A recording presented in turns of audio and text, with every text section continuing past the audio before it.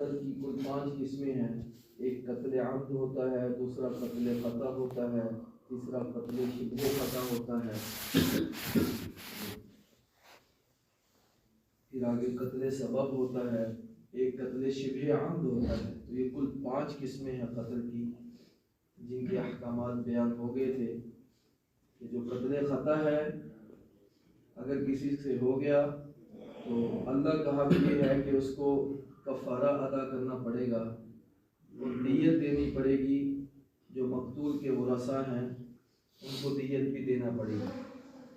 اور ابھی یہاں فرما رہے ہیں کہ وَمَن يَقْتُلْ مُؤْمِنًا مُتَعَمِّدًا، جس نے کسی ایمان والے کو جان بوجھ کر قتل کر دیا، فَجَزَاؤُهُ جَہَنَّمْ، تو اس کا بدلہ دوزخ ہے، خالداً فیہا، وہ اس میں ہمیشہ ہمیشہ رہے گا، وغضب اللہ علیہ، اور اللہ کا اس پر غضب ہے، ولعنہ، اور اللہ کی اس پر لعنت ہے، واعد له عذابا عظیما، اور اللہ تعالیٰ نے اس کے لیے بہت بڑا عذاب تیار کر رکھا ہے۔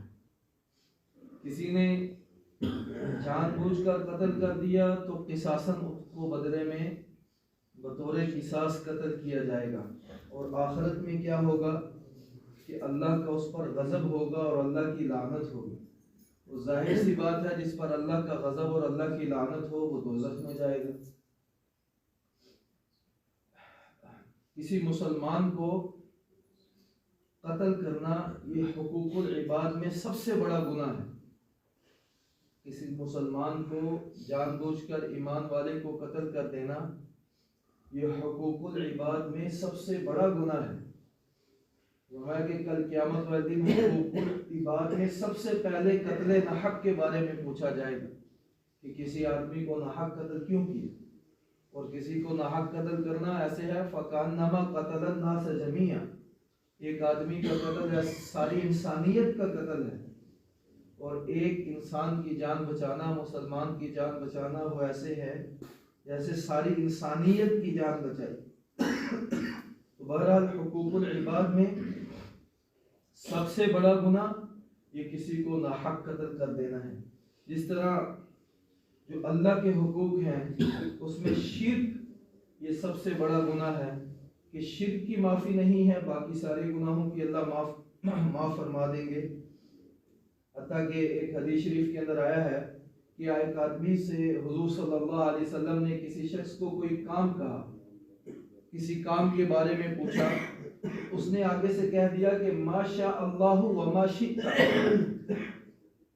اور ایک روایت میں آتا ہے ما شاء اللہ و ما شاء محمد، کہ اگر اللہ کو منظور ہوا اور آپ کو منظور ہوا، یا پھر اگر اللہ کو منظور ہوا اور محمد صلی اللہ علیہ وسلم کو منظور ہوا تو میرا کام ہو جائے گا۔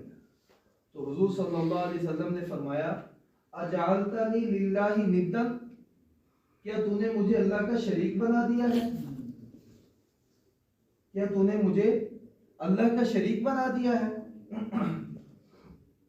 تو ایسے کلمات جو جہالت کی وجہ سے ادا کیے جاتے ہیں، دیکھیں دین سے کسی کو عداوت نہیں ہے، نہ ہی کسی کو اللہ کے حکم سے عداوت ہے، نہ ہی کسی کو حضور صلی اللہ تعالیٰ علیہ وسلم کے فرمان سے عداوت ہے۔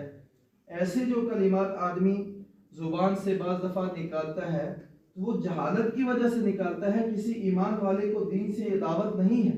تو ایسی بات کرنا یہ بھی شرک کے زمرے میں آتی ہے۔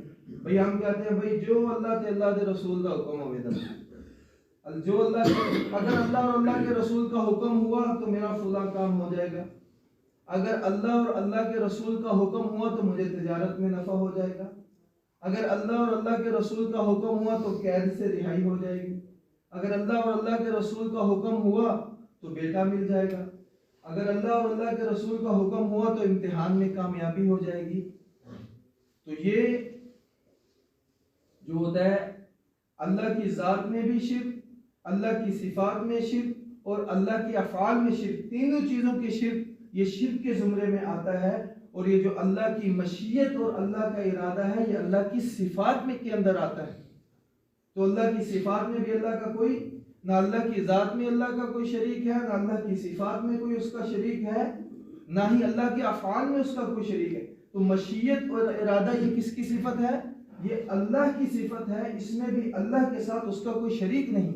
اس لیے ایسے کلمات اپنی زبان سے ادا کرنا کہ جو اللہ اور اللہ کے رسول کا حکم ہوا، جو اللہ تعالیٰ کے رسول کو منظور ہو، یہ غلط کلمات ہے، یہ شرکیہ کلمات ہیں، اور شرک کی معافی تو اللہ نے کسی حال میں دی نہیں۔ ان اللہ لا یغفر ان یشرک بہ، کہ مشرک کی اللہ بخشش نہیں کریں گے۔ اور بدعت شرک اور بدعت اتنے بڑے گناہ ہیں کہ ہم اس کا تصور نہیں کر سکتے۔ ایک آدمی مسجد میں بیٹھ کے، نعوذ باللہ، مسجد کے محراب میں بیٹھ کے شراب کی 100 بوتلیں پی لیتا ہے، فرض کر دیں شراب پی، کتنا بڑا گناہ ہے۔ یہ چھوٹا گناہ ہے، بدعت کا ارتکاب کرنا یہ اس سے بڑا گناہ ہے۔ اس لیے کہ جو شراب پی رہا ہے سب کہیں گے کہ وہ گناہ کر رہا ہے، لیکن جو بدعت کر رہا ہے اس نے دین کے نقشے کو تبدیل کر دیا ہے، وہ اس کو دین سمجھ کر رہا ہے۔ اس لیے بدعت کا ارتکاب کرنا، شرک کا ارتکاب کرنا، یہ اس سے زیادہ گناہ ہے کہ کوئی آدمی مسجد میں بیٹھ کے شراب پی۔ اس کی وجہ یہ ہے کہ جو شراب پی رہا وہ گناہ کہہ رہا، سب کہیں گے کہ یہ گناہ کا کام ہے، غلط کام ہے، حرام کر۔ بدعت کرنے والا وہ اس کو گناہ نہیں سمجھ رہا، اس کی وجہ سے دین کا نقشہ تبدیل ہو رہا ہے، وہ اس کو گناہ سمجھ کر نہیں کر رہا، وہ اس کو دین سمجھ کر رہا ہے۔ تو بدعت 100 کبیرہ گناہ، 100 کبیرہ گناہوں سے بڑا گناہ یہ ہے بدعت کا ارتکاب ہے۔ اتنا بڑا گناہ ہے بدعت کا ارتکاب کرنا۔ اور حدیث شریف کے اندر ایاکم والمحدثات، دین میں نئی نئی باتیں پیدا کرنے سے بچو۔ فإن كل محدثة بدعة، فإن كل محدثة بدعة، کہ ہر بدعت، ہر دین میں نئی بات کرنا یہ گمراہی ہے۔ وَكُلُّ بِدْعَةٍ ضَلَالَةٍ، اور ہر بدعت گمراہی ہے۔ وَكُلُّ ضَلَالَةٍ فِي النَّارِ، اور ہر گمراہی یہ دوزخ میں لے کے جانے والی ہے۔ تو اس لیے شرک اور بدعت کا ارتکاب کرنا یہ بہت بڑا گناہ ہے۔ اس لیے اپنے ماحول معاشرے کے اندر جہالت کی وجہ سے، لا علمی کی وجہ سے ہمارے ہاں ایسے لوگ ہیں جو ایسے کلمات کر دیتے ہیں، پتہ بھی نہیں ہوتا، شرکیہ کلمات زبان سے نکل رہے ہیں، بدعت والے کلمات زبان سے نکل رہے ہیں۔ تو کوئی، جیسے میں نے پہلے عرض کیا، کوئی مسلمان، کوئی ایمان والا جان بوجھ کر نہ شرک کا ارتکاب کرتا ہے، نہ ہی بدعت کا ارتکاب کرتا ہے، نہ ہی اس کو اللہ سے عداوت ہے، نہ ہی اس کو احکام شرعیہ سے عداوت ہے، نہ ہی اس کو کسی اور چیز سے، دین کے کسی احکامات سے عداوت ہے، صرف اور صرف لا علمی کے۔ ہاں بعض لوگ ایسے ہوتے ہیں جو ضد کی وجہ سے کرتے ہیں، ایسے بھی لوگ ہیں جو ضد کی وجہ سے بدعت کا ارتکاب کرتے ہیں، تو بھئی اس کا کوئی علاج نہیں۔ جو ضد کی وجہ سے بدعت کا ارتکاب کرے تو اس کا کوئی علاج نہیں۔ اس لیے مسائل علماء سے پوچھنا اور پوچھ کر چلنا یہ بہت ضروری ہے۔ تو اللہ کی صفات جو تکوینی چیزیں ہیں، ان کے اندر اللہ کا کوئی شریک نہیں ہے۔ مشیت اور ارادہ یہ بھی اللہ کی صفت ہے، اس میں بھی اللہ کا کوئی شریک نہیں ہے۔ تو اس لیے ایسے کلمات نہیں کہنے چاہیے کہ بھئی جو اللہ اور اللہ کے رسول کو منظور ہوا، جو اللہ، اس میں صرف اللہ کا حکم ہے۔ ہاں جو احکامات شریعہ ہیں اس میں اللہ اور اللہ کے رسول کا نام لے سکتے ہیں، مثلا کیونکہ اس میں اللہ کا حکم ہوتا ہے اور حضور صلی اللہ علیہ وسلم کا فرمان ہوتا ہے۔ احکام شریعت کے اندر دونوں کے نام لیے جا سکتے ہیں، کیونکہ اللہ کا حکم اور حضور کا فرمان ہوتا ہے۔ مثال کے طور پر بھئی اللہ اور اللہ کے رسول کا حکم ہے کہ نماز پڑھو، اس میں کہہ سکتے ہیں۔ بھئی اللہ کے رسول کا حکم ہے کہ زکوٰۃ دو، اللہ اور اللہ کے رسول کا حکم ہے کہ حج کرو، اللہ اور اللہ کے رسول کا حکم ہے کہ جھوٹ نہ بولو، اللہ اور اللہ کے رسول کا حکم ہے کہ غیبت نہ کرو۔ تو اس طرح ان چیزوں کے اندر اللہ اور اللہ کے رسول کا نام، جتنے بھی احکامات شرعیہ ہیں اس کے اندر یہ کہا جا سکتا ہے کہ اللہ اور اللہ کے رسول کا حکم ہے۔ لیکن جو تکوینی چیزیں ہیں اور یہ جو مشیت اور ارادہ ہے، یہ اللہ کی صفات کے اندر آتا ہے، اور اللہ کی صفات کے اندر اللہ کا کوئی شریک نہیں ہے۔ تو کل قیامت والے دن مشرک کی بخشش نہیں ہوگی۔ جو بدعت کرنے والا ہے، بدعت کا ارتکاب کرنے والا ہے، اس کی بڑی، بلکہ ایسے ہوتا ہے، ایسے روایت کے اندر آیا ہے کہ بدعت کرنے والے پر اللہ توبہ کا دروازہ بند کر دیتے ہیں، یعنی اتنا بڑا گناہ ہے بدعت کرنا کہ ایسے شخص کو توبہ کی توفیق نہیں ہوتی۔ تو اگر اللہ شرک کی معافی نہیں ہے، بدعت کرنا 100 کبیرہ گناہوں سے بڑا گناہ ہے، اور حقوق العباد کے اندر جو بڑا گناہ ہے، سب سے بڑا گناہ ہے، وہ کسی شخص کو ناحق قتل کر دینا ہے۔ اس کے مسائل پہلے بھی بیان ہوئے تھے جب وراثت کے احکام ہوئے، گزشتہ درس کے اندر بھی اس کے مسائل بیان ہوں گے۔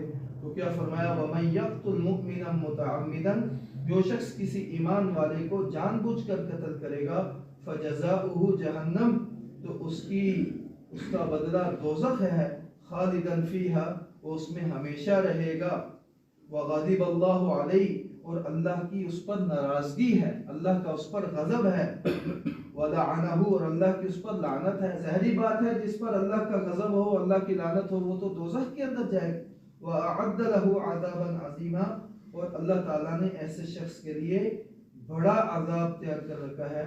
اللہ تعالیٰ ہمیں صحیح معنی میں دین کے احکامات کے مطابق عمل کرنے کی توفیق عطا فرمائے، اور جتنے بھی شرک ہیں، شرکیہ کلمات ہیں اور بدعات ہیں، اللہ تعالیٰ ہم سب کی ان سے حفاظت فرمائے، اور صحیح معنوں میں حقوق العباد جس طرح حق ہے، ان حقوق العباد کو بھی پورا کرنے کی توفیق عطا فرمائے۔